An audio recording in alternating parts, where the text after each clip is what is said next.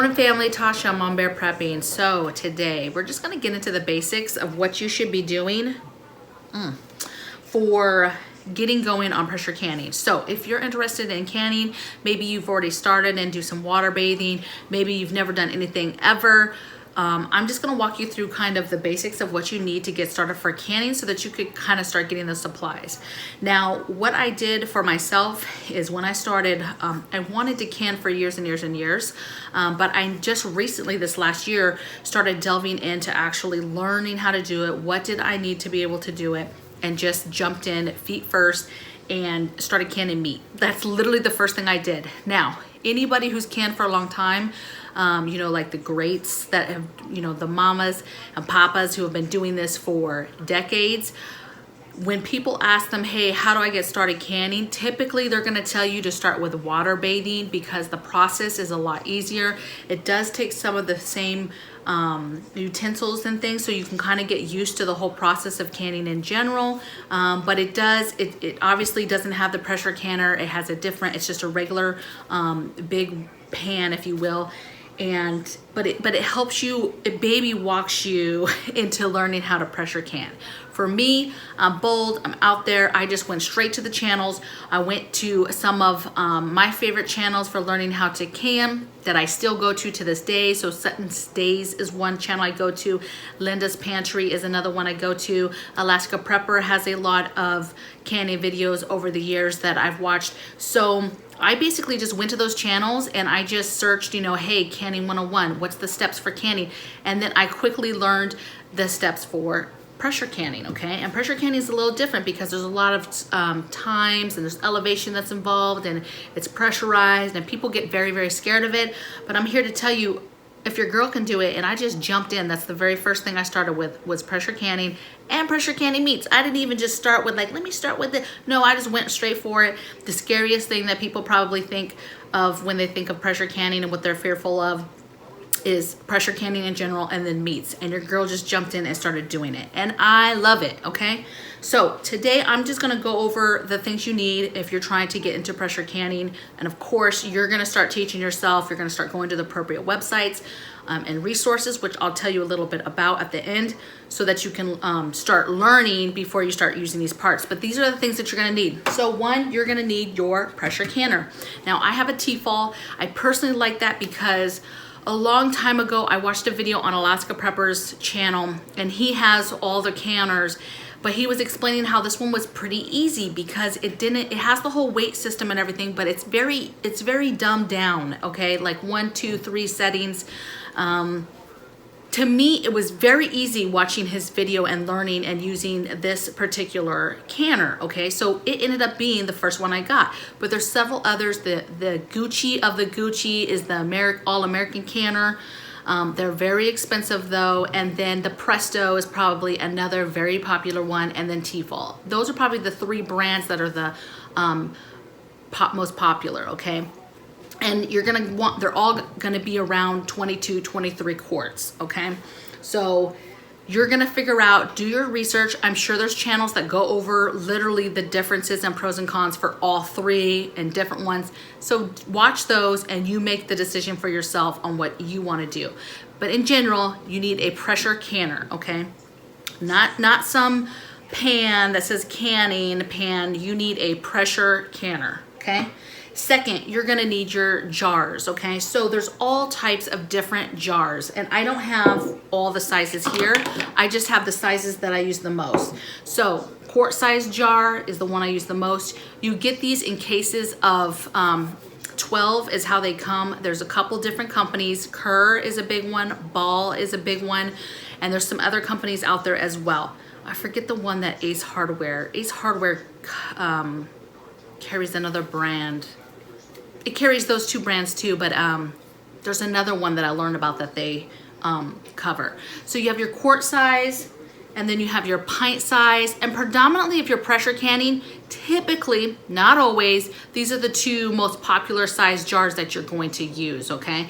And really this depends on how much of whatever your canning is you want to make, and you're gonna make that decision around your household and how many people you're eating or are eating the product, right?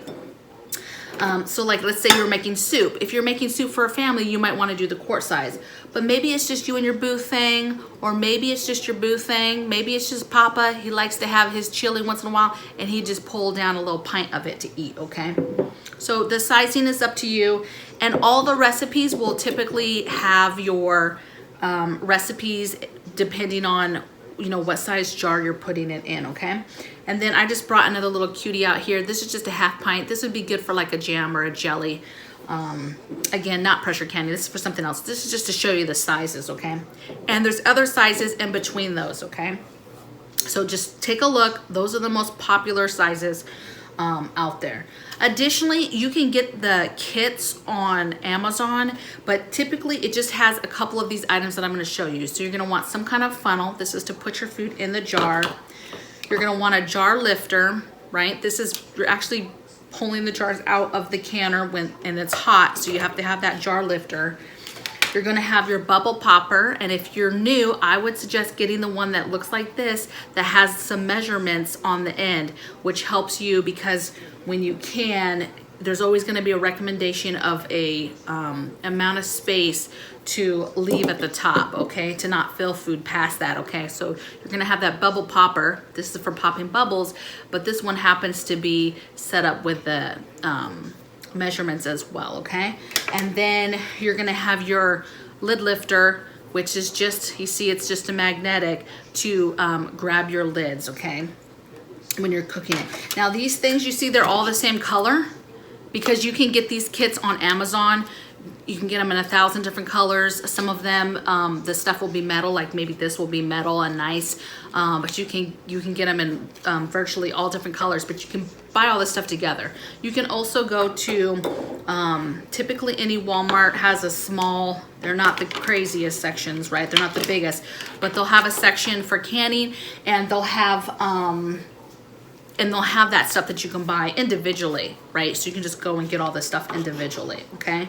Additionally, when you buy the cases of jars, they're gonna come with the lid, right?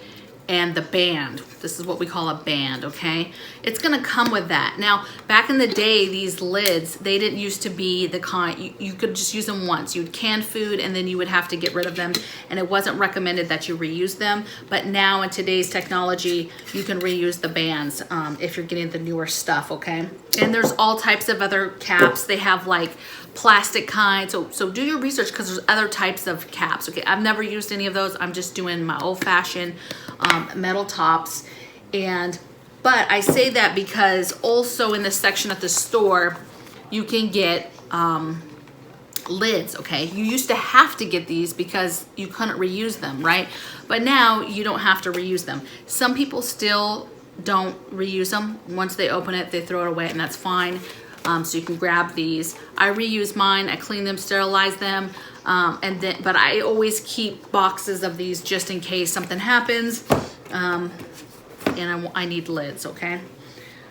All right, what else? So then the other thing that I always liked is a little mat. So when you're canning, when you're taking jars and working with jars and hot jars, especially on your counters, you're always gonna be wanting to work with a towel, okay? So a kitchen towel to put the jars on, or these mats. So I just get these mats, they're pretty thick, and I got these at the Dollar Tree. They were, I got like 3 of them, and I use them a lot now for canning to put my jars on. Other than that, you're really just going to need, obviously, the food, the recipe that you're trying to put in the jar, and then you're gonna wanna know your times and all that good stuff. Now, there's definite steps that you do when you're canning that you're gonna learn as you teach yourself and watch these videos of the steps of canning, okay? And those videos will teach you, you know, kind of how, what's the timelines, how do I do this, you know, wiping the jars, and just some other safety items. Now, and additionally, when I started, what I did was I went on the National Center for Home Food Preservation. That is the #1 website that you're gonna want to visit, because it's gonna go over all the rules, regulations, safety items. It's gonna go over recommendations of food that you can actually can and food that is not recommended to can. Some examples of this would be, when I started with meat, right? There's this thing called hot packing and cold packing, where basically it's is the meat cooked or not cooked when you put it in the jar? Well, if you go on their website, they actually recommend that you don't cold pack ground meats, okay? Meaning putting raw meat in the jar and canning it.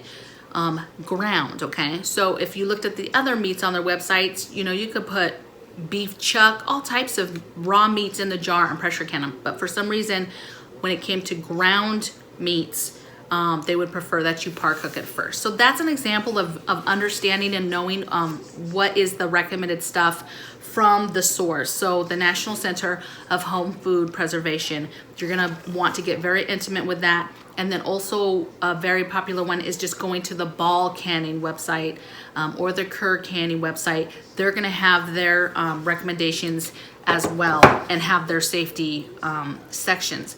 Now what I did was I just went to one of those, and when I started canning, I just went to, let's just go to meats. And I just went, I don't know, and I just printed the pressurized the times for the meat that that I was pressure canning, and it will literally tell me, okay, my meat, so let's just say I'm doing chicken cut without bones. It will tell your head space, so the space needed when you're filling the jar, and then it will tell you, did you raw pack it or hot pack it, and how many minutes you need to process that jar in the pressure canner for, depending on if it is a quart size or a pint size jar.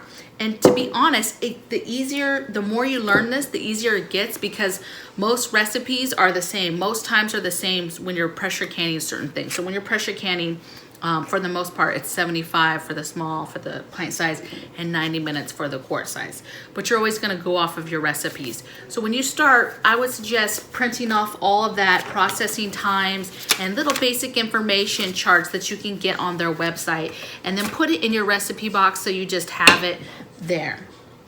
And then the last thing I'll go over is, I told you to go online, right? Do your own research, learn, but pick you up a canning book. And I personally like this, right? This is the all new Ball Canning book.